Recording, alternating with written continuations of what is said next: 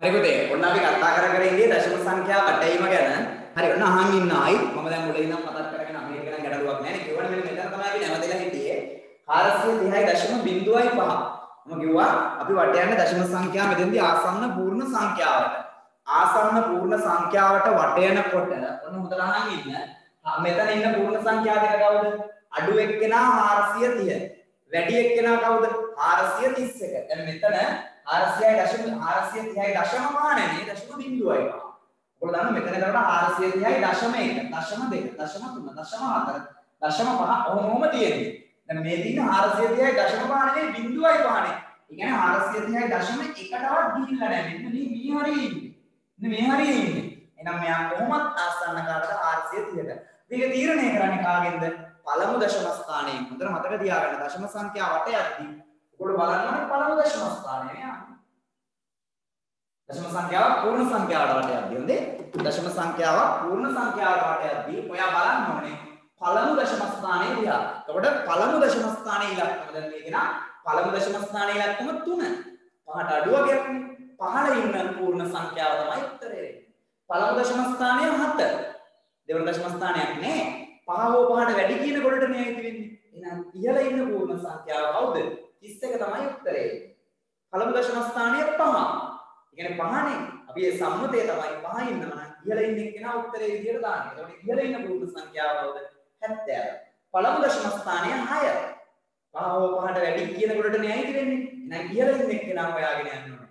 කවුද ඉහළ ඉන්න පූර්ණ සංඛ්‍යාව 136. මෙතන පළමු දශම ස්ථානය බිංදුව 5ට අඩුවගයක් නේ. එහෙනම් පහළ ඉන්න පූර්ණ සංඛ්‍යාව උත්තරේ කවුද? පහළ ඉන්න පූර්ණ සංඛ්‍යාව 430. මෙන්න මේ විදිහට තමයි එන්නේ. හරි. අපි පොඩ්ඩක් නෝට් එක ලියාගෙන ඉන්න. ලියන්න මෙහෙම. ලියන්න පුතේ. දශම සංඛ්‍යාවක් පූර්ණ සංඛ්‍යාවට වැටීමේදී දශම සංඛ්‍යාවක් ආසන්න පූර්ණ සංඛ්‍යාවට වැටීමේදී එහි පළමු දශම ස්ථානය පරීක්ෂා කරයි. එහි පළමු දශම ස්ථානය පරීක්ෂා කරයි.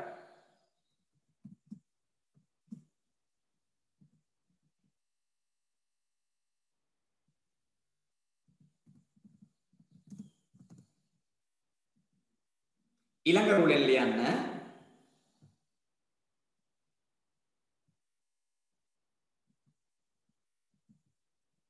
ඊළඟ රූලෙන් ලියන්න. පළමු දශම ස්ථානයේ ඉලක්කම පළමු දශම ස්ථානයේ ඉලක්කම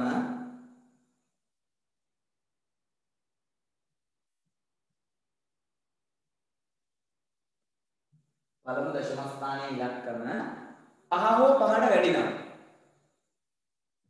5 හෝ 5ට වැඩි නම්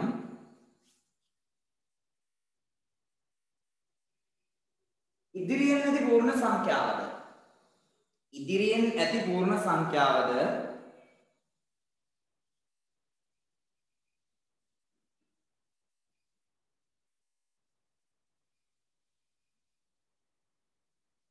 පළමු දශම ස්ථානය 5ට අඩු නම් පළමු දශම ස්ථානය 5ට අඩු නම් පහලින් ඇති පූර්ණ සංඛ්‍යාවද පහලින් ඇති පූර්ණ සංඛ්‍යාවද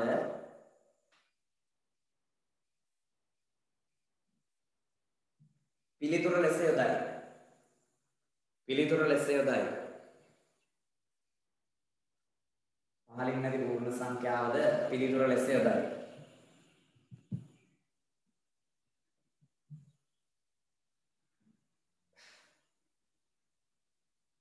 දැන් වරද්ද ගන්න එපා මොදේ. මෙතන 12.3 නේ ඉන්නේ. 5ට අඩු වගේක් නේ දශම 3 කියන්නේ 3 කියන්නේ. ඒතර පහලින් තියෙන පූර්ණ සංඛ්‍යාව කියලා 11 දාන්න යන්න එපා මොදේ. මොකද 12.3 දෙපැත්තේ ඉන්න පූර්ණ සංඛ්‍යාව එක තමයි 12.13. ඉදිරියෙන් ඉන්න 13 කියන පූර්ණ සංඛ්‍යාව පහලින් ඉන්නේ 12. 12.3 වඩා කිට්ටු පළමු දශම ස්ථානයේ 3 ඉන්න නිසා 12ට. ඒකයි 12 ලියුවේ. හරි? දැන් පළමු දශම ස්ථානයේ විතරයි බලන්න දශම ස්ථානයේ ඉදිරියට කොච්චර තිබුණත් ආසන්න පූර්ණ සංඛ්‍යාවට වටේනවා නම් බලන්නේ පළමු දශම ස්ථානය විතරයි. උදාහරණ පහ ලියාගන්න ඉක්මනට.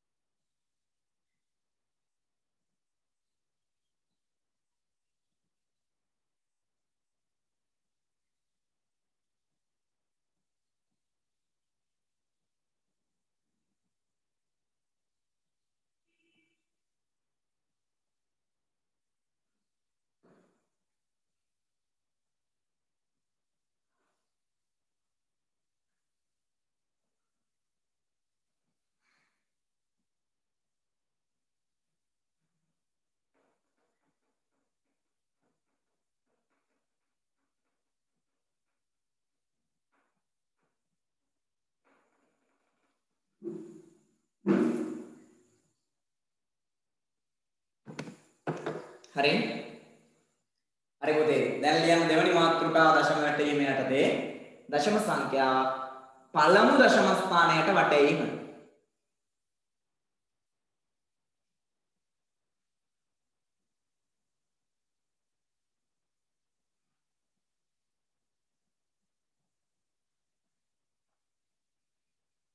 දශම සංඛ්‍යාවක් පළමු දශම ස්ථානයට වටේීම.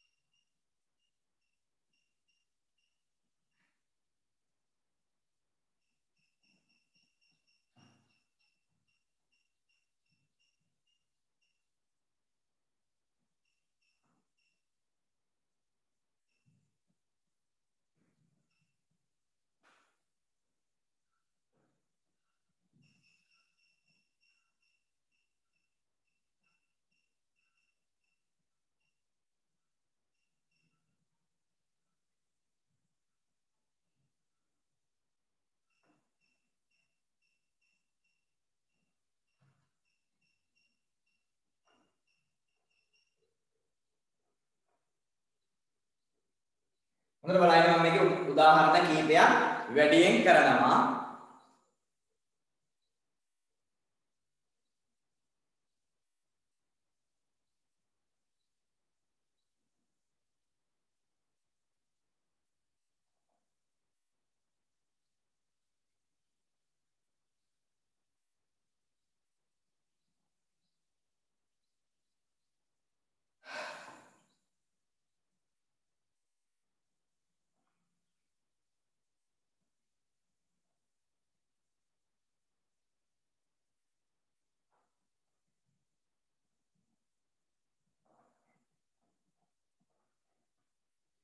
ඔන්න හොඳට අහන්න ඉන්න පුතේ. දැන් මේකේ තියන්නේ ආසන්න පළමු දශම ස්ථානයට වට යන්නේ. ඒ කියන්නේ උත්තරේ තියන්න ඕනේ ආසන්න පළමු දශම ස්ථානයේ. ඒ කියන්නේ දශම ස්ථාන එකක් උත්තරය ඇතුළේ තියෙන්න ඕනේ. දැන් මේකේ දෙකක් තියෙනවා. මෙයාව අයින් කරන්න ඕනේ. මෙයාව අයින් කරන්න ඕනේ. මෙයාව අයින් කරන්න ඕනේ. මේකේ දශම ස්ථාන හතරක් තියෙනවා. එහෙනම් එක්කෙනෙක් ඉතුරු වෙද්දී අනිත් කොටසම අයින් කරන්න ඕනේ. මෙතන දශම ස්ථාන තුනක් තියෙනවා. එක්කෙනෙක් තියෙද්දී අනිත් දෙන්නම අයින් කරන්න ඕනේ. එහෙනම් මේ හැම එකකම ආසන්න පළමු දශම ස්ථානයට තමයි උත්තරේ තියන්න ඕනේ. ඒ කියන්නේ උත්තරයගේ තියෙන්න පුළුවන් දශම ස්ථාන එකයි අනිත් දශම ස්ථාන ටික මොනවා වෙලා යනවා පුතේ? අයින් ඉවත් වෙන්න ඕනේ. පළමු දශම ස්ථානයේ විතරයි උත්තරේ තියෙන්න පුළුවන්. දැන් අපි ආසන්න පූර්ණ සංඛ්‍යාවට වටයක්දී පළමු දශම ස්ථානයේනේ පරීක්ෂා කරේ. පළමු දශම ස්ථානයේ මතකයිනේ කලින්. ආසන්න පළමු දශම ස්ථානයට වටයක්දී උදේ පරීක්ෂා කරන්නේ දෙවන දශම ස්ථානයේ දිහා. හොඳට මතක තියාගන්න. දෙවන දශම ස්ථානයේ මෙන්න. මේ හැම එකම මම දෙවන දශම ස්ථානයට යටින් ඉරක් ඇඳ ගන්නවා. දෙවන දශම ස්ථානය කියන්නේ දශම දෙකෙන් දකුණු අත පැත්තේ දෙවනියට යෙදෙන ඉලක්කම. හැදෙන්නේ ඉතින්. එයාව තමයි බලන්නේ. අපට අදාළ නැහැ එතනින් එහාට කොච්චර දශම ස්ථාන තිබුණා. පුතේ මෙච්චරයි. අර නීතියම තමයි. අපි බලනවා දෙවන දශම ස්ථානයේ ඉන්න එක්කෙනා 5 හෝ 5ට වැඩිද 5ට අඩුද කියලා. 7.3.2 දෙවන දශම ස්ථානයේ ඉන්නේ 2 5ට අඩුයි. එහෙනම් මුකුත් කරන්න දෙයක් නැහැ. එයාගෙන් දකුණු අත පැත්තේ කොටස ඉවත් කරලා දාන්න. උත්තරේ විදිහට 7.3 තියන්න. ඔච්චරයි. මේකත් හොඳට මතක තියාගන්න. අපි හිතමු 7.3යි 8 තිබ්බා කියලා. 8 3යි 8. එතන 8 තිබ්බනම් 8 කියන්නේ 5ට වැඩි අගයක් නේ. 5 හෝ 5ට වැඩි කියන කොටට නේ හිතෙන්නේ. එහෙනම් එයාම නිකම්ම ඉවත් කරන්න බෑ. මේ තුනට එකක් එකතු කරලා තමයි යාම ඉවත් කරන්නේ. එතකොට ලියන්නේ මෙතන 7.3යි 8 තිබ්බනම් ආඩ උත්තරේ විදිහට ලියන්නේ 7.4 කියලා. මෙයා ඉවත් කරනකොට මෙයාට එකක් එකතු වෙනවා. හැබැයි 7.3යි 2 3යි 1 3යි 4 තිබ්බට 7.3 ලියනවා මිසක් එකක් එකතු කරන්න යන්නේ නැහැ. ඉතට මතක තියාගන්න. ඔන්න මෙන්න 5යි 15.1.6. දැන් අපි බලන්නේ දෙවන දශම ස්ථානයේ දිහානේ දශම ස්ථාන එකකින් උත්තරේ කියන්න. දෙවනි දශම ස්ථානයේ ඉන්නේ කවුද? 6. අන්න 5 හෝ 5ට වැඩි කියන කොටට අයිති වෙන්නේ. 5ට වැඩි නේ 6 කියන එක නම් එහෙනම් පුතේ දෙවන දශම ස්ථානයෙන් දකුණු අත පැත්තේ කොටස ඉවත් කරනවා. කොටස කියන්නේ එක්කෙනයි තියෙන්නේ. එයා ඉවත් කරනවා. හැබැයි මෙතන 6 තියෙන නිසා පළමු දශම ස්ථානයට එකක් එකතු වෙන්න ඕනේ. එහෙනම් 15.1 එකට එකක් එකතු වුණාම කීයද? 2 කියලා තමයි උත්තරේ දාන්නේ. මෙතන 64.85. දැන් පළමු දශම ස්ථානයේ ඉන්නේ උත්තරේ දෙන්නේ කියන්නේ උත්තරයේ දශම ස්ථාන එකයි කියන්න පුළුවන්. අපි දෙවන දශම ස්ථානයේ නම් දකුණු අත පැත්තේ කොටස අයින් කරලා දානවා. දැන් එක කොටසයි තියෙන්නේ අතන ගොඩක් නැහැ. හැබැයි එයා අපි බලන්න ඕනේ නිකම්ම ඉවත් කරන්න බෑ. 5ට අඩුද 5 හෝ 5ට වැඩිද කියලා. 5ට අඩු නම් එයාව නිකම්ම ඉවත් කරලා දාත හැකියි. දැන් මෙතන 64.83 වගේ තිබ්බනම් 5ට අඩුයිනේ 3 නිකම්ම ඉවත් කරලා 64.8 දාන්න තිබ්බා. හැබැයි 64.8යි 5. මෙතන දිග 5. එයා ඉවත් කරනකොට මෙයාට එකක් එකතු වෙන්න ඕනේ. එහෙනම් උත්තරේ එන්නේ 64.9 කීයද පුතේ? 9. ඉතන මතක තියාගන්න දශම වටයක්දී ගොඩාක් වැදගත්. ගැටලුවක් තියෙනවා නම් වීඩියෝ එක දැම්මම ආයෙත් ඒක බලන්න. පුතේ 9.075 0.75 දශම ස්ථාන එකයි උත්තරේ තියෙන්න පුළුවන්. එහෙනම් අපි මෙතනින් දකුණු අත පැත්තේ කොටස ඉවත් කරන්න ඕනේ. හැබැයි අපි බලන්න ඕනේ දෙවන දශම ස්ථානයේ දිහා විතරයි. දෙවන දශම ස්ථානයේ කවුද ඉන්නේ? 7. 7 කියන්නේ 5ට වැඩිනේ. එහෙනම් එයා ඉවත් කරනකොට අනිවාර්යයෙන් මේ පැත්තට එකක් එකතු වෙන්න ඕනේ. එහෙනම් 9.0ට එකක් එකතු වුනහම 9.1 ඔච්චරයි. මෙතන 25.438 දශම ස්ථාන එකකින් උත්තරේ තියන්න ඕනේ. 25.438. එහෙනම් අපි බලන්න ඕනේ දෙවන දශම ස්ථානයේ දිහා. කවුද දෙවන දශම ස්ථානයේ ඉන්නේ? 3. අපි යාව ඉවත් කරනකොට 5ට අඩුනේ. එහෙනම් කිසි අවුලක් නැහැ. ඔය නිකම් ඉවත් කරලා. මෙයාට එකක් එකතු කරන්න ඕනේ. එකක් අඩු කරන්න යන්න වැඩි පළත්තන වැඩ කරන්න ඕනේ. එකක් අඩු කරන්න යන්න ඕනේ. මෙතන 3 තිබ්බා කියලා. 5ට වඩා අඩුව කියන්නේ. ඉලින්ම 25.4. එච්චරයි. හැබැයි මෙතන 4යි 7 වගේ තිබ්බනම් මෙයාට එකක් එකතු වෙන්න ඕනේ. ඒකක් වලට තියාගන්න. නෑ 78.973. ඔන්න ගොඩාක් වැදගත් දැන්. 78.973. මෙහෙම. මොන්නේ තියෙන්නේ? දැන් අපි දන්නවා දශම ස්ථාන එකයි උත්තරේ දෙන්න පුළුවන්. එක දශම ස්ථානයේ උත්තරේ දෙන්න පුළුවන්. එතනින් දකුණු අත පැත්තේ කොටස ඉවත් කරන්න. එහෙනම් අපි බලන්න ඕනේ දෙවන දශම ස්ථානයේ දිහා. කවුද දෙවන දශම ස්ථානයේ ඉන්නේ? 7. මේකමයි ආයෙත් දෙවන දශම ස්ථානයේ ඉන්නේ 7. දැන් 7 කියන්නේ 5 හෝ 5ට වැඩි යගයක්නේ. මෙයා ඉවත් කරනකොට මෙතෙන්ට එකක් එකතු වෙනවා. දැන් 9 එකයි කියන 10යි. එතකොට ලියනවද 78.10 කියලා 1.0 කියලා ලියනවද? නෑනේ. එතකොට ආයේ දශම ස්ථාන දෙකක් යනවා. එහෙම ලියන්න බෑනේ කොහොමද? මෙතෙන්ට එකක් එකතු වුණාම මොකද වෙන්නේ? ඔයාලා දන්නවා 78.9. මෙතනින් එහා කොටස ඉවත් කරන්න ඕනේ. 7 එක නිසා මෙතෙන්ට එකක් එකතු වෙන්න ඕනේ. 9යි 1යි 10යි 10 ලියන්න බෑනේ 10න් බිංදුව ලියනවා එකක් ඉතුරු ඒක මේක කරගන්න 78ට එකක් එකතු වුණාම කීයක් වෙනවද 79ක් දැන් දශම නෑනේ පළවෙනි එකේ මුකුත් නෑනේ කමන්නේ මෙයා පූර්ණ සංඛ්‍යාවකින් වැඩි වෙලා ගැටලුවක් නෑ උත්තරේ විදිහට දාන්නේ 79යි දශම බිංදුව තියෙනවා අපි සාමාන්‍යයෙන් දශම බිංදුවවත් ඒක ලියන්නේ නෑ නමුත් මෙතන ලියනවා ඇයි හේතුව පළමු දශම ස්ථානයේ මේ උත්තරේ දෙන්න කියන්නේ පළමු දශම ස්ථානයේ බිංදුව වුණාම කරන්න දෙයක් නැහැ. මොහොම උත්තරේ ඊළඟට 50.02යි දශම ස්ථානයේ එකකින් උත්තරේ කියන්නේ. එහෙනම් එයාගෙන් දකුණු අත පැත්තේ කොටස ඉවත් කරන්න. පරීක්ෂා කරන්න ඕනේ දෙවන දශම ස්ථානයේ දිහා. දෙවන දශම ස්ථානයේ ඉන්නේ 2. 2 කියන්නේ 5ට අඩු වගයක්.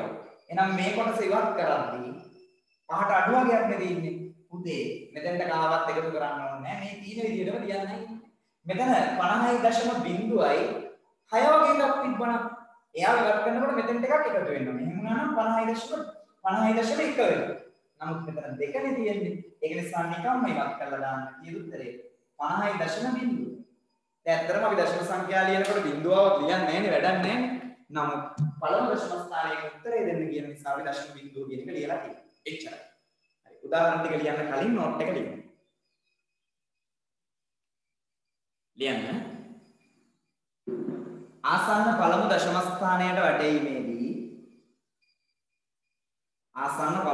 ස්ථානයට වටීමේදී සංඛ්‍යාවේ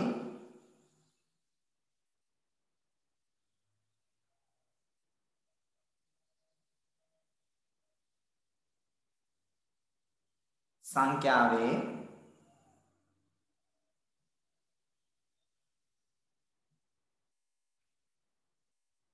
දෙවන දශම ස්ථානයේ ඉලක්කම පරීක්ෂා කරයි. දෙවන දශම ස්ථානයේ ඉලක්කම පරීක්ෂා කරයි.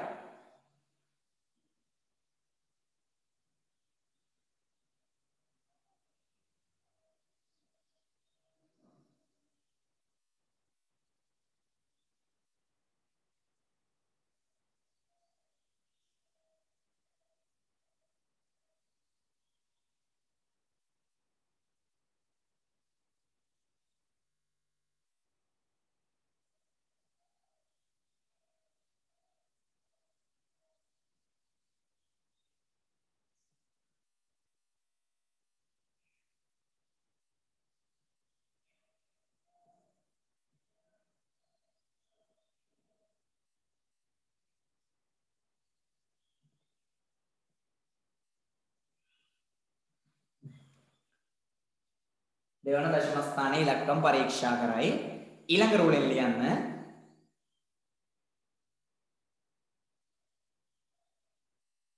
දෙවන දශම ස්ථානයේ ඉලක්කම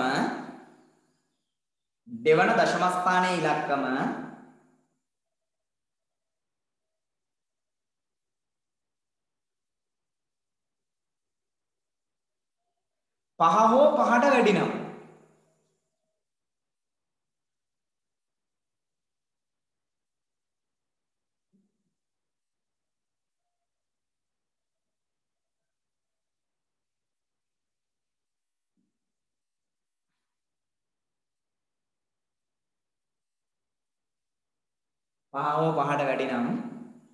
පළමු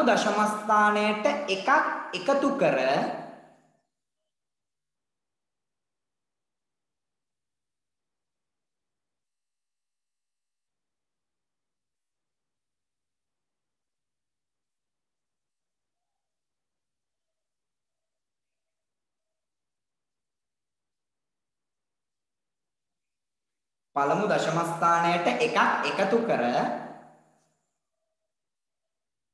දෙවන දශම ස්ථානයේ සිට දකුණත් පස කොටස ඉවත් කරයි. පළමු දශම ස්ථානයට එකක් එකතු කර දෙවන දශම ස්ථානයේ සිට දකුණත් පස කොටස ඉවත් කරයි.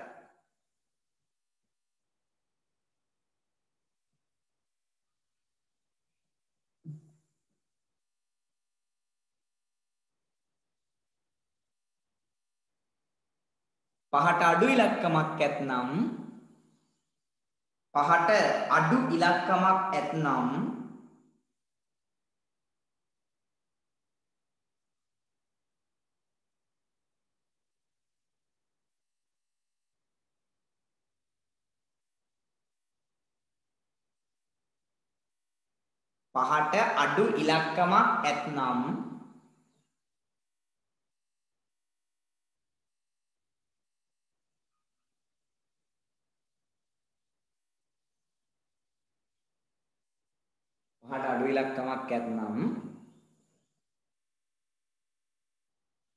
පවතින පළමු දශම ස්ථානයෙන්ම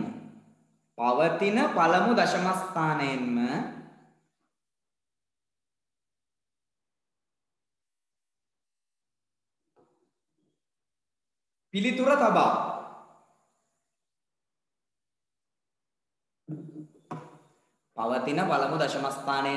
තබා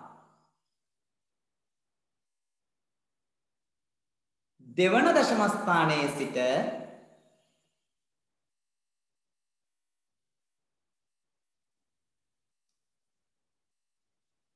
දකුණත් පස කොටස ඉවත් කරයි.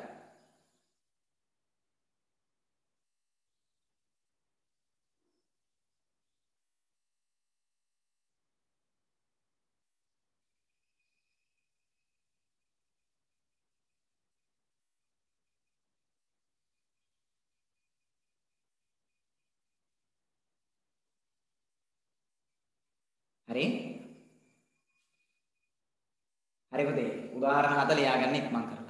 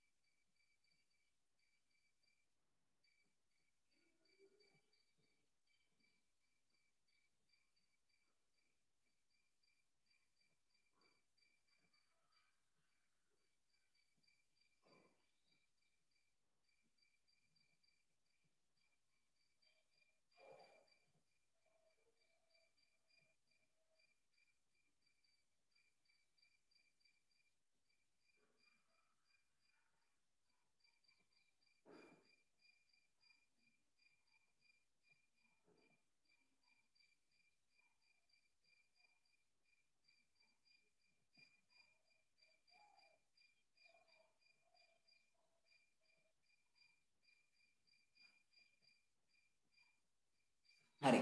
දැන් ලියන්න පුතේ. ඔන්න ආසන්න පළමු දශම ස්ථානයට වැටීමත් හරි. ආසන්න දෙවන දශම ස්ථානයට වැටීම පුතේ. ආසන්න දෙවන, තුන්වන කොහොමම දෙන්න පුළුවන් ඉස්සරහට. පුතේ ආසන්න හතරවන දශම ස්ථානයට උනත් වට යන්න පුළුවන්. සාමාන්‍යයෙන් අපි දෙවන දශම ස්ථානයට වගේ තමයි වට යන්නේ. අපි එතනින් නවත්තමු. ලියන්න ආසන්න දෙවන දශම ස්ථානයට වැටීම. ආසන්න දෙවන දශම ස්ථානයට වැටීම.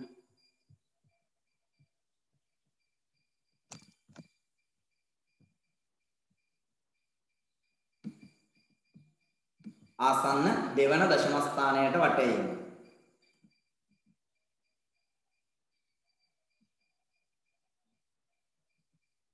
හරි. මම ගණන් කීපයක් දාන්නම්. හැබැයි මේක අපි තනියෙන් කරලා try එකක් දෙන්න බලන්න නේද? දැන් අපි දන්නවා ආසන්න පළමු දශම ස්ථානයට වටයක්දී අපි දෙවන දශම ස්ථානයේ ධ්‍යානෙ බැලුවේ. එහෙනම් ආසන්න දෙවන දශම ස්ථානයට වටයක්දී අපි බලන්න ඕනේ තුන්වෙනි ධ්‍යාන. හරි? අපි ආසන්න දෙවන දශම ස්ථානයේ වටයක්දී බලන්න ඕනේ තුන්වෙනි ධ්‍යාන. මම ගණන් කීපයක් දාන්නම්. බලන්න. දෙවන දශම ස්ථානයට වටයන්න හදන්නේ.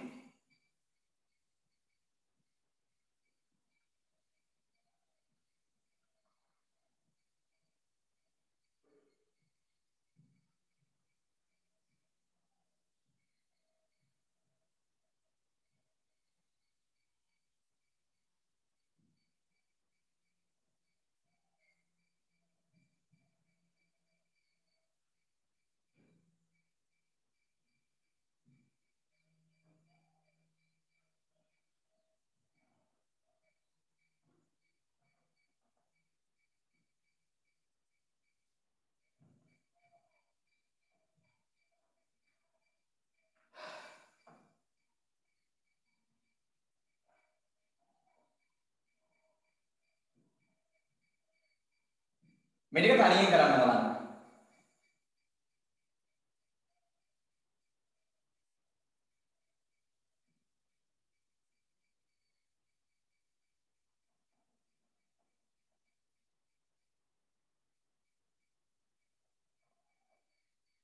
අපි දශම ස්ථාන දෙකකට වට යන්නේ. කියන්නේ උත්තරයක තියෙන්න පුළුවන් දශම ස්ථාන දෙකයි. එහෙනම් මේ ඉලක්කම් දෙක විතරයි. ඔයා බලන්න ඕනේ මෙයා දිහා. තුන්වෙනි දශම ස්ථානයේ දිහා බලලා තමයි උත්තරය හදන්න. හදලා බලන්න. ඉක්මන් කරන්න.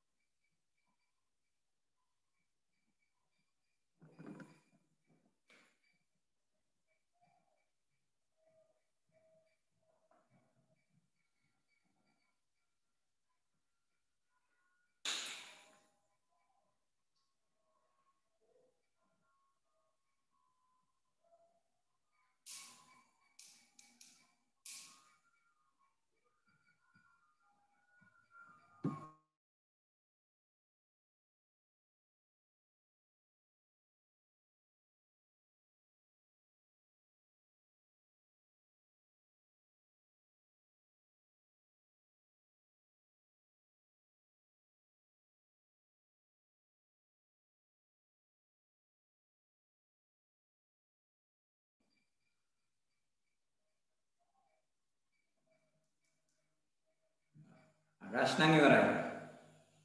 ඉක්මන් කරන්න අනිත් අය. තව විනාඩියක් දෙන්න.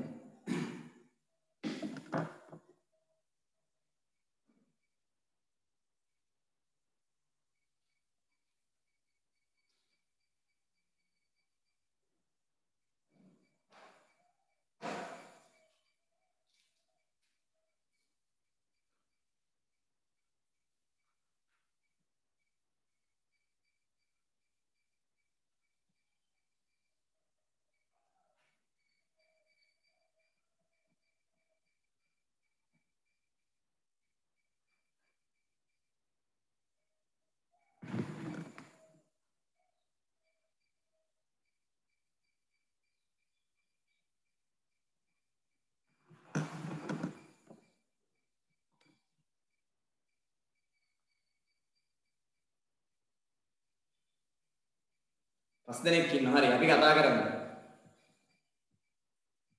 5 දෙනෙක් කරලා. පළවෙනි එක ගත්තොත් දශම ස්ථාන දෙකකින් උත්තරේ තියන්න නම් තුන්වෙනි දශම ස්ථානයේ තියෙන්නේ 4. 4 කියන්නේ 5ට අඩු වගේක්. එහෙනම් කෙලින්ම එතනින් දකුණු අත පැත්තේ කොටස ඉවත් කරා 5.0.7 කියලා උත්තරේ තිබොච්චරයි. මේකේ තුන්වෙනි දශම ස්ථානයේ ඉන්නේ 9. 5ට වැඩි අගයක්. එහෙනම් මේ දෙවෙනි දශම ස්ථානයට එකක් එකතු කරලා තමයි උත්තරේ තියන්නේ. එතකොට 18.36 වෙනවා. 18.36. මෙතන 8.666 ඔබ යන්නේ. දශම ස්ථාන දෙකකින් උත්තරේ තියන්න ඕනේ. එහෙනම් තුන්වෙනිය දිහා බලන්න වෙනවා. තුන්වෙනිය 6 5ට වැඩි අගයක්. මෙයාට එකක් එකතු කරලා තමයි උත්තරේ තියන්නේ. එතකොට 7.6 මෙතන 22.4 දශම ස්ථාන දෙකයි උත්තරේ තියෙනවා. තුන්වෙනිය දිහා බලන්න. තුන්වෙනිය 8 5ට වැඩි අගයක්. එයා ඉවත් කරනකොට මෙතෙන් දෙකක් එකතු කරන්න ඕනේ. එහෙනම් 32.41. පැහැදිලිනේ? මෙතන 56.2.4.5 දශම ස්ථාන දෙකකින් උත්තරේ තියන්න ඕනේ. තුන්වෙනිය දිහා බලන්න. බිංදුව 5ට අඩු වගයක්. එහෙනම් දෙවෙනි දශම ස්ථානයට එකක් එකතු කරන්න දෙයක් නැහැ. එළින්ම 56.2.4 මෙතන 61.394.6 එතන 4 තියෙන්නේ දෙවන දශම ස්ථානයේ. එහෙනම් මේ පැත්තට එකක් එකතු කරන්න දෙයක් නැහැ. 61.39. උදේ මෙහෙම තිබ්බනම් මේකනේ 61.39.8.6 කොහොමද තිබ්බනම් මොකක්ද අපි කරන්නේ? එයාට වෙනකොට තුන්වෙනි දශම ස්ථානයේ දිහානේ අපි බලන්නේ. මෙන්න තුන්වෙනි දශම ස්ථානයේ ඉන්නේ 8. දශම ස්ථාන දෙකකින් උත්තරේ තියන්නේ. එතකොට මොකක්ද කරන්න ඕනේ? මෙයාට එකක් එකතු වෙන්න ඕනේ. ඇයි මෙතන 8 නේ තියෙන්නේ? මෙතනින් එහා පැත්තේ කොටස ඉවත් කරද්දි මෙයාට එකක් එකතු වෙන්න ඕනේ. එතකොට 9ට එකක් එකතු වුණාම 10යි. 10 ලියන්න බෑනේ. දාන බිංදුව එකක් මේ පැත්තට ගේනවා. එතකොට දැන් බලන්න මෙහෙම නෙන්නේ. 63යි sorry 6.81යි. 61.39යි. දැන් දශම ස්ථාන දෙකෙන් උත්තරේ තියන්න ඕනේ. මෙතන 8 ඉන්නේ. 8 ඉන්නා නම් අනිවාර්යෙන් දෙවන දශම ස්ථානයට එකක් එකතු වෙන්න ඕනේ. එහෙනම් 9ට එකක් එකතු වෙන්න ඕනේ. දැන් බලන්න එකතු වුණා. 9යි 10යි බිංදුව එකක් ඉදිරි 3යි 4යි දශම දිත එතන 61. ඔය කියන්නේ 61.4යි බිංදුව. දශම ස්ථාන දෙකකින් උත්තරේ තියන්න ඕන නිසා 61.4 විතරක් කියලා හරියන්නේ නැහැ. 4යි බිංදුවම උත්තරේට දාන්න ඕන. ඒකත් පැහැදිලි කරගන්න. මතක තියාගන්න. හරි? හරි. අඩුපාඩු දින අය උත්තර ටික ලියන්න බලන්න.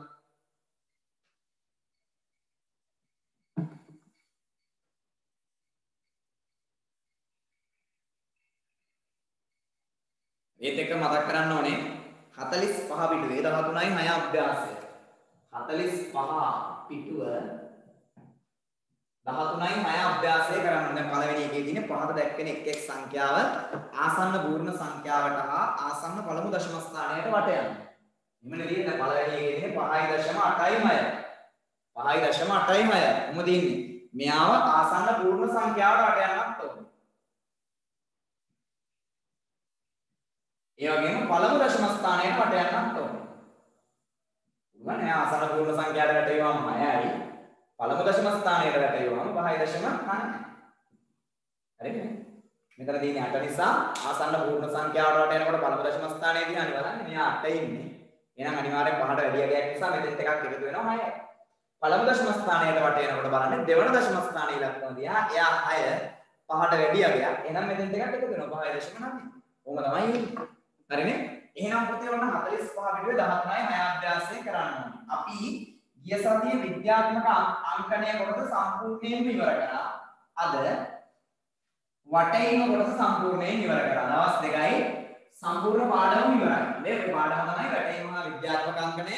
අද වටේම කොටස ඉවර කරා අපි එදා විද්‍යාත්මක අංකණය කොටස ඉවර කරා. දැන් ඔගේ ඔය 13යි 6 අභ්‍යාසය අනිවාර්යෙන් කරන්න ඕනේ.